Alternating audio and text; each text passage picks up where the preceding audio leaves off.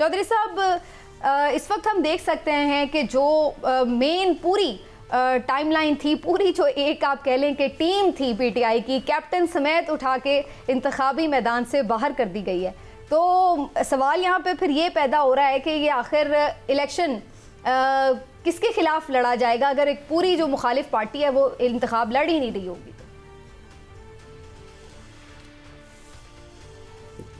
देखिए, ये इलेक्शन से ज़्यादा सिलेक्शन का प्रोसेस है।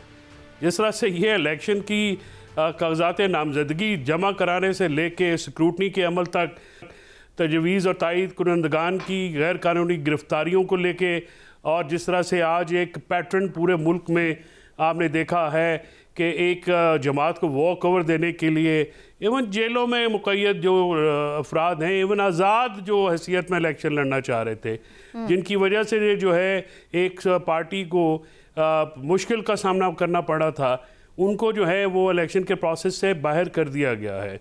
अब जाहिर है इसमें कानूनी तौर पे तो एपेलेट फोरम्स हैं या एपेलेट ट्रिब्यूनल्स हैं हाई कोर्ट के, वहाँ पे जाया जाएगा। एक इलेक्शन की कोई बहुत मुख्तसर मुद्दत के लिए हो रहा है, तो लोग जो हैं वो ज़्यादा अपने कागजात की कागजात नामजदगी को रिस्टोर कराने में टाइम जो है वो लगेगा। लेकिन इस किस्म के जो इलेक्शंस हैं समीना, उसको कोई भी जी शऊर जो है वो मानने को तैयार नहीं है। आपने देखा कि इंटरनेशनली पहले से खबरें आना शुरू हो गई हैं कि मामलात किस तरफ से जा रहे हैं। एक मुकाबले की फ़िज़ा होती है। साफ शफाफ इलेक्शन जो है वही जमहूरियत की असास होता है, बुनियाद होता है। इस किस्म का शैम इलेक्शन अगर होगा तो पाकिस्तान में जो पहले से प्रिवेलिंग बेचैनी है, जो अपना एक मुतज़लज़ल सूरत हाल है, जो एक आपको बेयकीनी की कैफियत है, उसमें इजाफा होगा हर आए दिन से। और ब्यूरोक्रेसी ने 1978 के बाद ये इलेक्शन कराने की उनको एक दी गई थी एक जिम्मेदारी, तो मुझे अफसोस के साथ कहना पड़ता है कि ब्यूरोक्रेसी ने दोबारा से 78 की तरह इस इलेक्शन को इस तरह पोल्यूट कर दिया है कि उनके ऊपर किसी किस्म का ट्रस्ट जो है वो शायद दोबारा ना कायम कर हो सके। और इसी तरह सुप्रीम कोर्ट ने जो गैर ज़रूरी मुदाखलत की हाई कोर्ट के फैसलों में, उसका भी शाखसाना है कि जो आज का इलेक्शन है वो इलेक्शन जो है उसको किसी तौर पे साफ और शफाफ इलेक्शन नहीं कहा जा सकता। इमरान साहब, क्या वजह है कि सिर्फ पीटीआई के जितने भी कैंडिडेट्स थे और सारे वो कैंडिडेट्स जो बड़े ताकतवर कैंडिडेट्स थे, उनके ज़्यादातर के जो कागजात नामजदगी हैं वो मुस्तरद हो गए? क्या इसकी वजह नज़र आती है? हालांकि ये सब वो हैं जो इससे पहले लड़ चुके हैं इलेक्शन और यानी आए भी थे, असेंबली में मेंबर भी थे। बिस्मिल्लाहिर्रहमानिर्रहीम। समीना, 2-3 चीज़ें हैं जो चौधरी साहब ने बात की उस पर भी और जो आपका सवाल है। देखें, पहली बात तो ये है कि वजूहात क्या हैं, तो वो सबके सामने है कि क्या वजूहात हैं, किस मैं अर्ज़ करता हूँ ना, और किस बुनियाद पे हुआ। मामला ये है, सीधी सी बात है कि जैसे अभी चौधरी साहब फरमा रहे थे कि पूरे मुल्क में एक सेट पैटर्न के तौर पे ये सारी चीज़ें होगी। देखिए, मैं हमेशा ये बात करता हूँ कि हो सकता है कि बहुत सारे लोग इसमें ऐसे हों जिनके कागजात नामजदगी मेरिट पे जो है मुस्तरद हुए हों, लेकिन जो परसेप्शन एक कायम हो जाता है, परसेप्शन बन जाता है, उसके बाद फिर आपके किसी भी उसकी हैसियत नहीं रहती। अब आप इसको अच्छा समझें या बुरा, लेकिन अनफॉर्चुनेटली ये एक परसेप्शन बन गया है कि एक जमात से ताल्लुक़ रखने वाले या पीटीआई से ताल्लुक़ रखने वाले जो लोग हैं उनके कागजात नामजदगी जो हैं उनको मुस्तरद किया गया है। अब इस परसेप्शन के बाद कोई भी ये आदमी नहीं बात कर सकता कि इलेक्शन जो हैं वो बड़े साफ़ और शफाफ हैं। और देखें, जब आप एक फरीक को मैदान में दौड़ने का मौका ही नहीं देंगे तो फिर आप वो दूसरा फरीक अगर रेस जीत जाए तो भाई गलियाँ हो जनसुंजियाँ मिर्ज़ा यार फिरे तो जो मर्ज़ी होता रहे, फिर उसमें वो अहमियत नहीं रहती। लेकिन दूसरी बात ये है कि जो अभी चौधरी साहब कह रहे थे कि क्रेडिबिलिटी नहीं होगी तो मानेगा कोई नहीं, तो बड़ी माजरत के साथ कदर काज़मी साहब भी हमारे साथ आज मौजूद हैं, हमेशा बड़ी पढ़ी लिखी गुफ्तगू करते हैं। गुजारिश ये है कि यहाँ पे पाकिस्तान के 76 सालों में कौन से क्रेडिबल इलेक्शन हुए थे? मेरे गुजारिश, यहाँ क्रेडिबल इलेक्शन हुए ही नहीं। हर दफ़ा धांधली होती है, हर दफ़ा मामला होता है, उसके हर दफ़ा शक्ल मुख्तलिफ होती है। मतलब तो नहीं का हो ही सर उन सब गाल भी तो सुन लो ना, मैं क्यों कह रही हूँ ना हो कभी माजी में, मैं तो माजी की बात कर रहा हूँ ना कि नहीं हुए।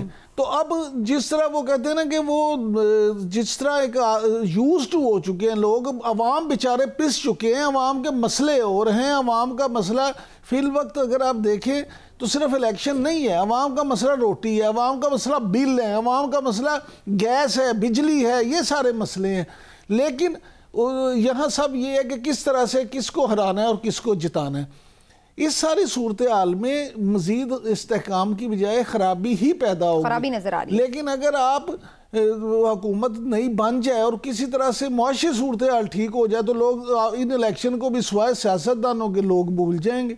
लोग कहेंगे हाँ, लेकिन प्रॉब्लम ये है कि क्या इस्तेहकाम आएगा इस हालात से जब हुकूमत बनेगी। यूरोपीय यूनियन है, वर्ल्ड बैंक है, आलमी इदारे हैं।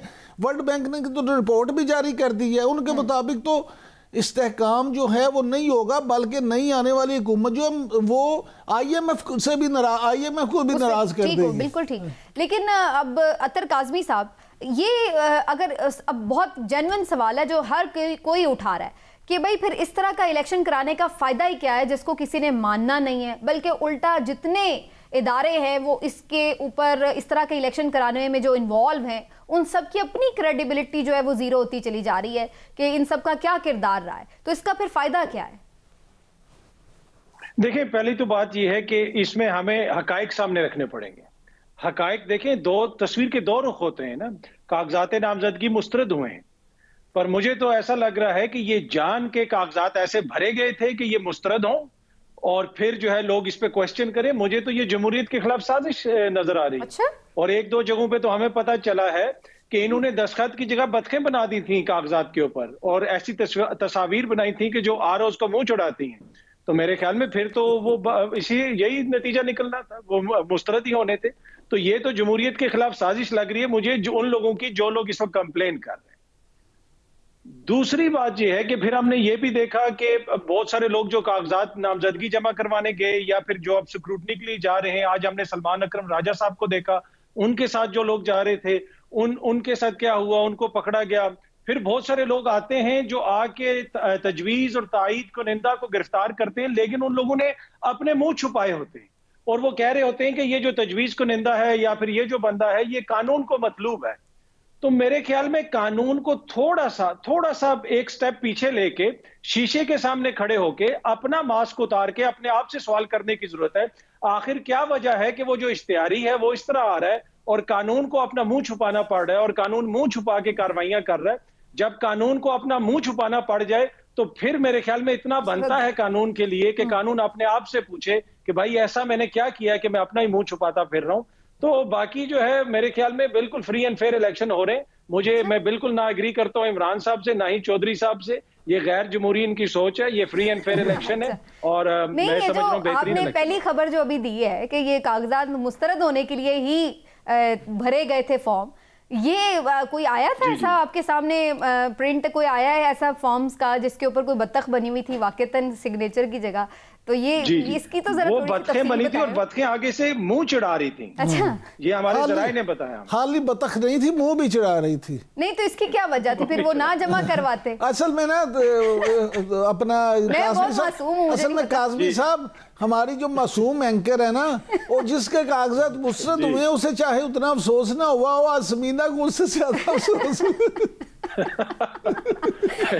लेकिन कोई वैसे अब मैं क्या इस पे फर्दर सवाल करती, वरना मेरा दिल चाह रहा है मैं पूछूं कि कोई किसने ये बतखें बनाई थी और मैं जरा देखती कि उसकी बतख सही बनी हुई थी कि नहीं। ये देखें, ये वो बतखें हैं जो तकरीबन 70-75 साल से बन रही हैं। अच्छा। और ये आहिस्ता आहिस्ता इनका जो मुंह छुड़ाने का तरीका जो है ना वो बहुत ज्यादा ब्लेटेंट होता जा रहा है। तो अब जो हालात आ गए हैं उसमें फिर यही है, सबके सामने है। पर वेरी अनफॉर्चुनेट जो भी हो रहा है। और एक चीज बिल्कुल वाज़ेह है, कोई भी चीज आइन और कानून के खिलाफ हो उसके नतीजे में आप ये ना करें फिर एक्सपेक्ट के कोई बेहतरी आएगी, इस्तेहकाम आएगा, मईशत बेहतर होगी। वही बैक टू द बेसिक्स जाने की जरूरत है। आइन और कानून को हम सबको अहमियत देनी पड़ेगी, चाहे वो कोई भी हो।